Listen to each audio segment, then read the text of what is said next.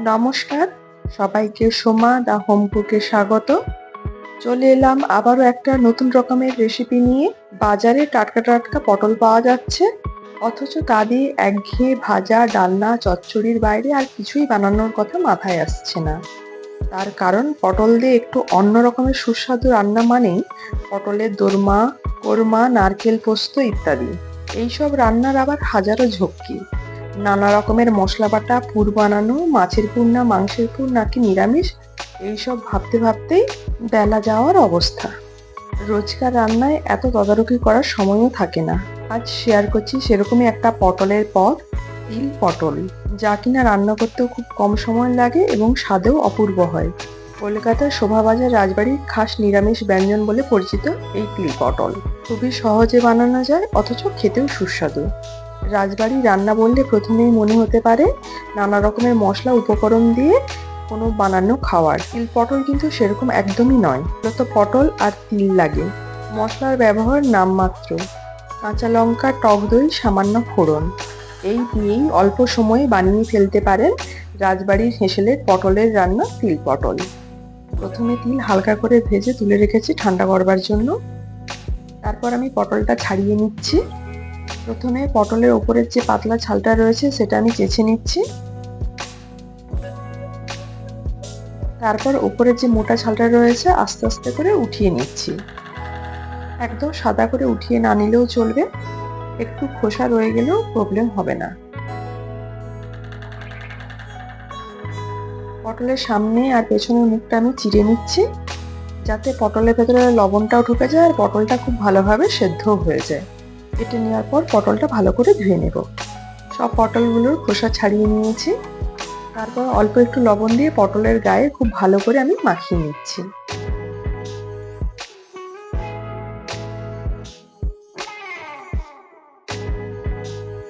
এবার তিলের একটা পেস্ট বানিয়ে নেব। সেই জন্য রোস্ট করা তিলটা নিয়েছি আর দুটো কাঁচা লঙ্কা দিয়ে অল্প একটু জল দিয়ে বেটে নিচ্ছি। যেই পরিমাণ ঝাল খাবেন সেই বুঝে কাঁচা লঙ্কা ব্যবহার করবেন। দেখুন একটা স্মুথ পেস্ট বানিয়ে নিয়েছি। একটা বাউলের মধ্যে অল্প একটু টক দই নিয়ে নিচ্ছি। দইয়ের মধ্যে দিয়ে দিচ্ছি অল্প একটু লবণ আর একটু চিনি। তারপর দইটা ভালো করে ফেটিয়ে নেব। আমি রান্নাটা সরিষার তেলেই করছি। প্রথমে আমি পটলগুলো ভেজে নিচ্ছি।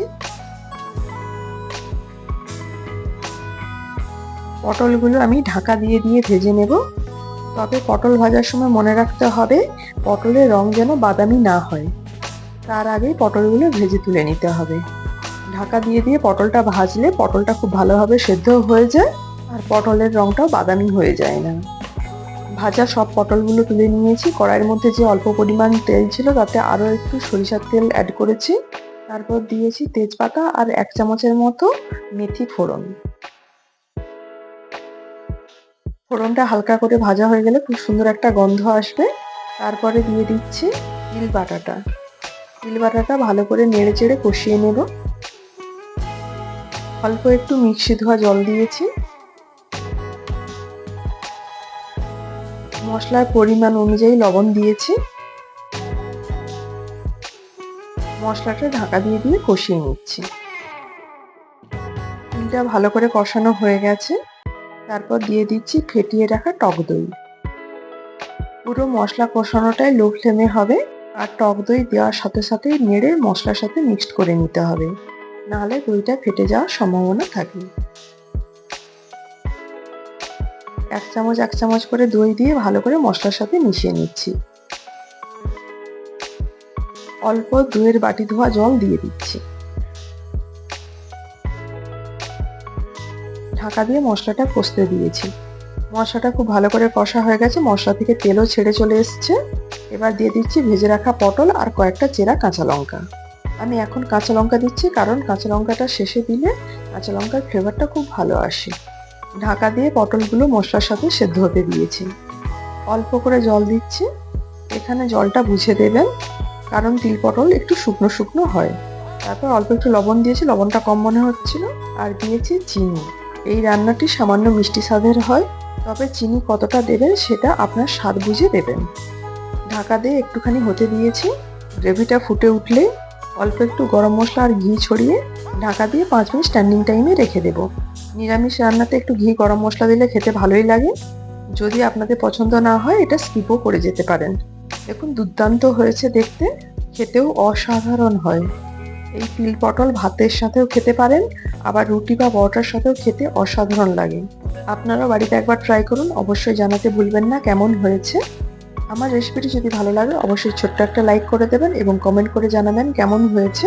আর আমার চ্যানেলে যদি নতুন হন অবশ্যই সাবস্ক্রাইব করে পাশে থাকবেন এবং পাশে থাকা বেল আইকনটি ক্লিক করতে ভুলবেন না, যাতে আমার এরকম নিত্য নতুন রেসিপি দেওয়ার সাথে সাথে আপনাদের কাছে নোটিফিকেশন পৌঁছে যায়। এতক্ষণ পাশে থাকার জন্য আপনাদের অসংখ্য অসংখ্য ধন্যবাদ। সবাই ভালো থাকবেন, সুস্থ থাকবেন। দেখা হবে সোমা দা হোম কুকের নতুন একটা রেসিপি নিয়ে। Bye bye.